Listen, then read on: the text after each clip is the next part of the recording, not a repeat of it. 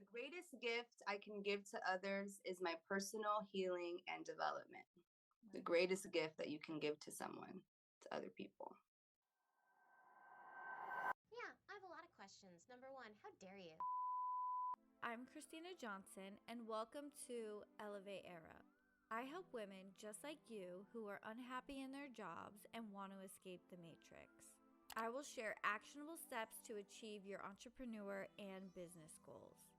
By developing a mindset of success, you will create time and financial freedom. It's time to elevate your era. Hey everybody, welcome back to Elevate Era with Christina Johnson. Today I'm a little nasally because my allergies are acting up, but the show still must go on.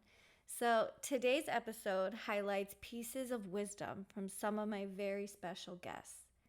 These guests all have unique experiences in life and business that I think we all can learn from. Let's take a listen to Dr. Tamisha Dennis.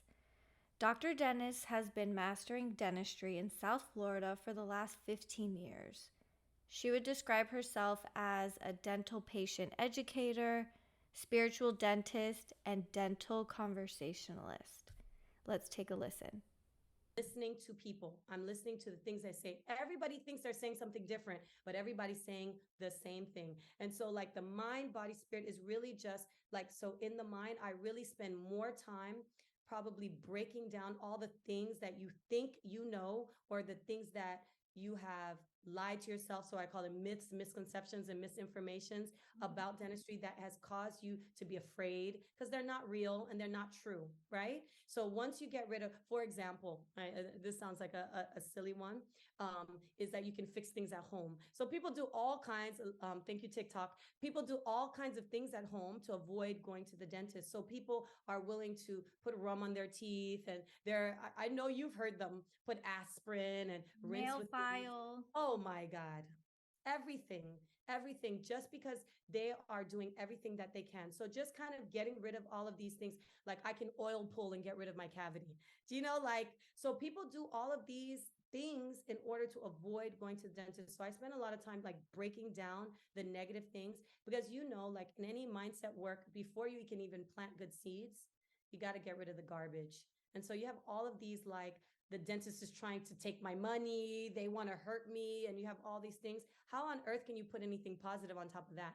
So just kind of getting rid of that with plain old logic, really. Because when you start to talk about it, you see that doesn't make any sense at all. Do you know what I mean? Yeah.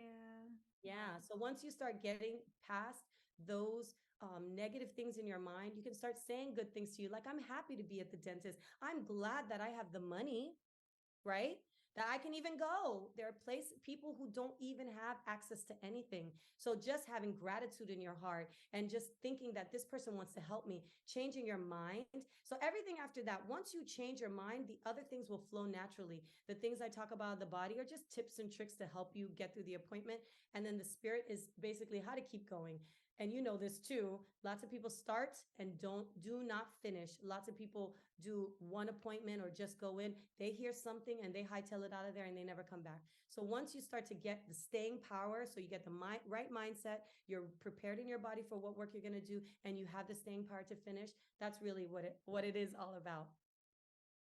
Very funny. I have a patient, she's a massage therapist, and she says to me, she's leaving massage therapy. And I said, why are you leaving massage therapy? She said, because I feel like I take on the energies of the people that I massage. Wow. And I said, I almost said her name. It's so funny. I said, that's why we all, especially in professions where we have such close interactions, we have to stay above their emotions. So somebody could be super chaotic, angry, all kinds of different emotions, but you have to stay even, because you can't go up and down. Like you said, 9 o'clock, I'll be up, down, 10 o'clock, 11 o'clock. You'll be emotionally a mess. If you go up and down with everybody who comes in and out, listen, I go to lunch and I'm like, I yeah, used to I used to have to meditate on my lunch break, go in my car and close my eyes because yeah, I had so much angst and just like just yeah, nervousness, I guess, from hearing all of it hour after hour. yeah, And to be honest, it's kind of call to Yeah. the Yeah. professional, Yeah. and the patients don't mean to do it to us on purpose, but we still feel it. And we And still, and we don't just feel it once. That is the thing. It's a compounding effect. It's like, okay, I felt it. I got over it, but you have to feel it again. And you might feel it tomorrow. And you might feel it the day after that. So emotionally, and we're women, I don't know how the men are doing it. right. Maybe they're doing it much better than us. I don't know. Maybe they're like, "What are you talking about? No big deal." But we're women and we're sensitive too. You know, it's very difficult sometimes not to take it personally. It really is. It's hard. Like, and I don't think because they're the ones sitting in the chair and they're the ones that are experiencing all the negative aspects because we're the ones doing it. It, like you said, like I said before, like the sympathy on our end, it's very low, but it's hard for us too, hard for us emotionally, hard for us physically. And literally, if both sides just had a little bit more compassion for the other side, oh my gosh, Wow, what a better experience we all would have. I think even more, you're so interesting because what you have done, if correct me if I'm wrong, is you've shown another avenue for dental professionals, right? So yes. like there's more than just this. And this may be great, but there's a whole world and different opportunities. And even in different phases of your life, maybe you have something else. I'm doing this course right now, which I absolutely love. It gives me a platform to talk about it. But at the same time, dentistry is not everything that I am. You know, I'm much more than that. I don't just, all my knowledge base is just not in one place. And just kind of giving dental professionals like permission to be like, well, I have other things about me that are great. I have other things to offer the world instead of just I can clean teeth or I can fix this or I can do that. There's much more to you. You know, I love that. I think that's the part that was like bing, bing in my head to change your mind. And really, a lot of the spiritual things that you're talking about on your show is really in line with that. It's really, that's why I was like, this is a great mesh because I know you talk about those kind of spiritual mindsets. When you start to change your mind, why am I going here? Are they there to cause me trauma? Are they going to help me? Eliciting gratitude inside of you. Oh, what a difference that will make to your procedure. It may not seem like a physical thing, but just changing the way you think about where you're going and why you're going, that already can change how you feel in your appointment. Is my very good friend, Natalia Oakfield. Natalia describes herself as a curious soul. She is a Reiki master, an integrated health coach, and she recently added a Akashic reader to her resume. She has a podcast called Spirituality and Shit. Look her up wherever you listen to podcasts, and let's take a listen. Actually important to point out everything that's going to come in your body, in your physical body, starts as energy. So if you can actually heal that before it has the time to become a physical issue, even better, right? So it's like a preventative way. If you think about it, you don't have to wait to have the problem to then look for help. If you constantly are getting, your energy cleared, then all those blocks will be getting moved all of the time. So there's no worries, I guess. Right, But right. that you feel like you have something stuck in your throat chakra and you can't do Reiki, scream. That's going to move the energy just the same. So don't feel like you have to get your spirituality in on the yoga mat only. Like a good fuck off is spiritual too. So the Akashic records, it's let's think about all of the information available in the, I can't say the world because it's like even more of that in the universe. It's your energetic library of information that contains all of the details of your soul and its journey till now. But it's so it spans from like past lives, present lives, obviously, future possibilities. There's no like future telling, that's not a thing, but it's, I always say it's like a library of your soul.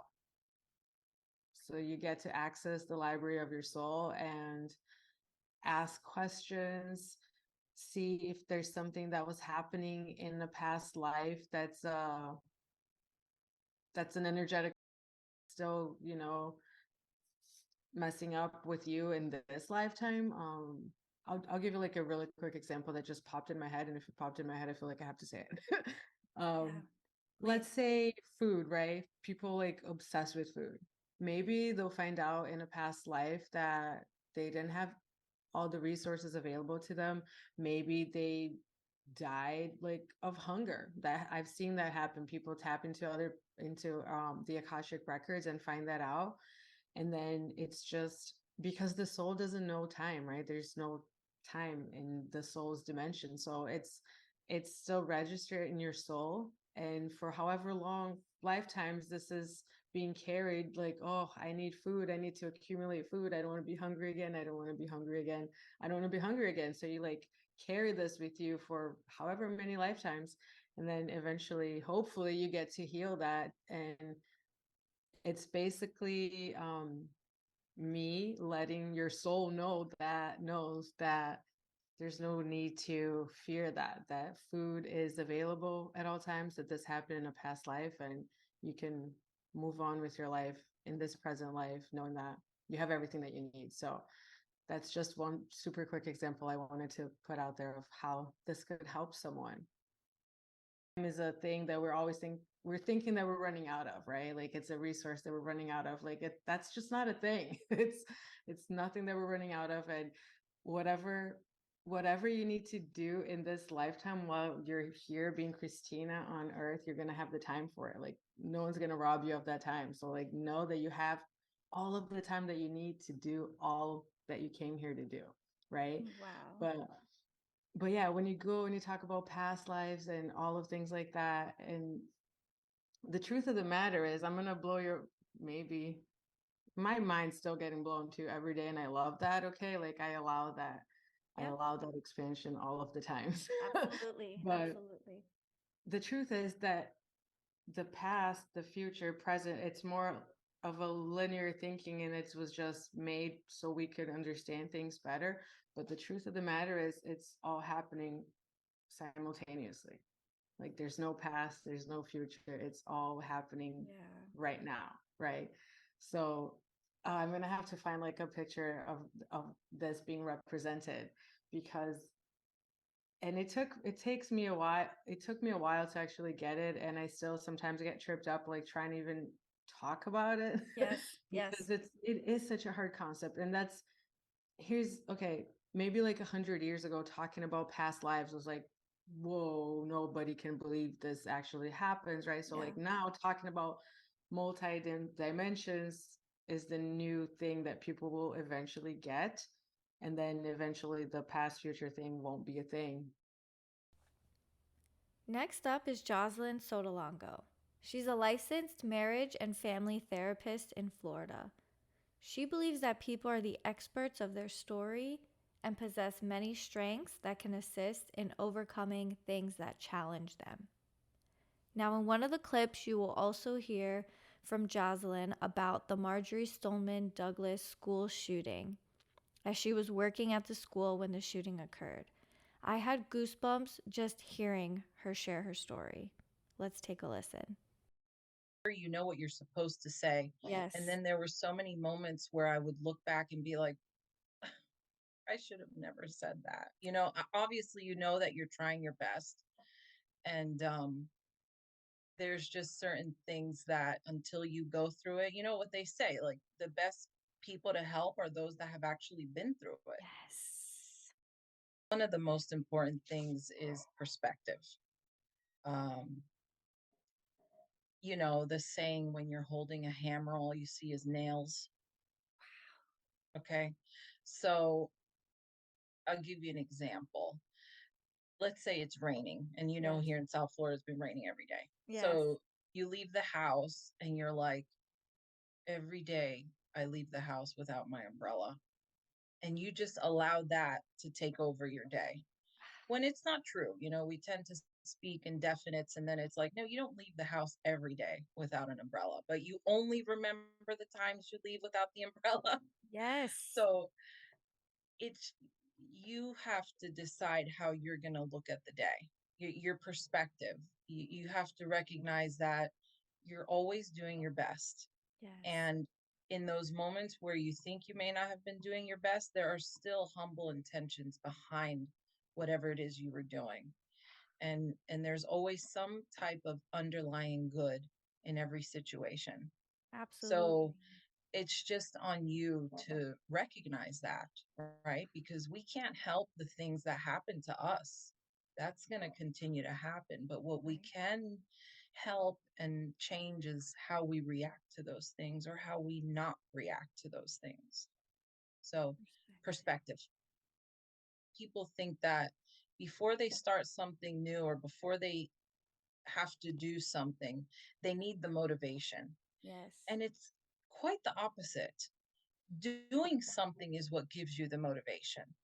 Do you ever notice when you have like a long list of things to do? Yes. If you're anything like me, you try and do the easiest thing first. And then once you do that thing, you're like, "Ah, that wasn't that bad." And then you're like, what else can I do? You left Marjorie Stoneman Douglas in Parkland. Yes. Um, that when that whole thing happened, so it was February 14th, the day that the event happened, the shooting. What Mhm. were you doing that day? Wow, that's a good question. So it's interesting because that day, that morning, there was like a drill or something, some type of drill where we all had to line up in the field or in the parking lot that was outside of the building. Mm-hmm. I coincidentally that day, I couldn't even tell you. I mean, I was just seeing my clients. I had to see a certain amount. So I was just going through it and I Yeah. happened to leave, which I think this was a divine intervention. I left 20 minutes early that day, which my office is in the building where the shooting happened. So I always park my car in the student parking lot because um it was closest to my building, and Okay. I would leave a little earlier than when the students left because Right. I never wanted to be caught up in the Right. traffic of like getting stuck behind the students. Right. So I would always leave a little early. Well, that day I happened to leave 20 minutes before all the shooting started. And so I was so lucky to I couldn't tell you how often I thank my lucky star. And that's not even the first time I've been close to an experience like that either, because during my 8th grade field trip, we took a trip to the Twin Towers, and I have receipts from like being in that building almost 2 days right before What? yeah. So it's like this is I can only explain it as like a divine intervention because just some of the stories and things that I have heard from families, I am so blessed and lucky to have not been there during that moment. Wow. So heavy. Okay. Next, we have Naomi Cialo, the owner of Brows and Beyond Lounge in South Florida, a full service luxury salon known for talented permanent eyebrow makeup and eyebrow threading classes. Let's take a listen. Just starting out and they go to a job and they hand them a contract. Would you say it's best for like them to read it or hand it to like a lawyer or have like someone else look Yes. at it? Okay. You definitely want to have a lawyer take a look at it because in the state of Florida, it's it's enforceable if you signed it and notarize it. And that's what I did. Even though the contract itself wasn't reasonable because she wanted 100 miles radius of any of her locations. And at the time she had several locations. So basically the contract took me out of South Florida in order for me if I wanted to continue to work. So it's definitely something that you don't want to start in a salon business. You don't want to sign anything, period. I Okay. wouldn't sign anything. If they're trying to make you and lock you down like that, walk away. There's other places out there that won't make you sign a contract. I don't make my girls sign a contract when they work for me. I just treat them good. I give them, a reason to come to work It's not a dead end job. There's always money to be made. It's not like you make a certain amount of money and that's it. No, the more you work, the more money you make. Being for someone that you feel it's a dead end job, they don't want to give you days off. It was a hassle to get a day off, and just that cloud over your head working for someone that does not appreciate you and wouldn't give you a bonus, a raise, nothing. It's like, why am I here? So that's when you start looking elsewhere and knowing I can have better, I can do better, and I deserve better. We have Lenora Ross, a cake blogger at heavenmycake.com and the host of the Growing My Light podcast, where she encourages women to keep growing their light by speaking with positive examples who are shining brightly. Look her up wherever you listen to your podcasts. Important thing for me my whole life has been to stick to my values, like no matter what. Like if I don't like something, if I do like something, if something makes me uncomfortable, like listening to myself and always thinking like, is this right for you? Is this right for you? Type thing, and sticking to your values because it's so easy to sell out. It's so easy to do what everybody else is doing and you know what I mean? Like mimic someone and it's so easy to do that. Yeah, be inspired by people and you use their stuff Yes. to, open up what you already have. But definitely to stick to your values. Jones. She's like a singer, poet. Like she's like does mantras behind like a nice beat, like and she'll like just say how she feels, like what she's been through, how she feels, and she just does it in a way where it's like, ooh, like I feel that, like it connects with you. But one thing that she does say in her songs, and it's like all mantra type of music. So she says, the greatest gift I can give to others is my personal healing and development. So I felt like that was deep. I'm like, I need to hear it again. Yeah. Gift I can give to others is my personal healing and development. The greatest gift that you can give to someone, to other people. I Mhm. feel that on so many levels. I mean, wasn't that a breath of fresh air? I mean, all of these guests are so incredible. And if this episode inspired you, I encourage you to share this with a friend or honestly just send it in your group chat that you're already in. And if you could take a second to rate and review the podcast on whatever platform you're listening on, it really helps the show to grow and reach more people just like you. Thank you so much for being here today, and I'll see you on the next episode. Bye.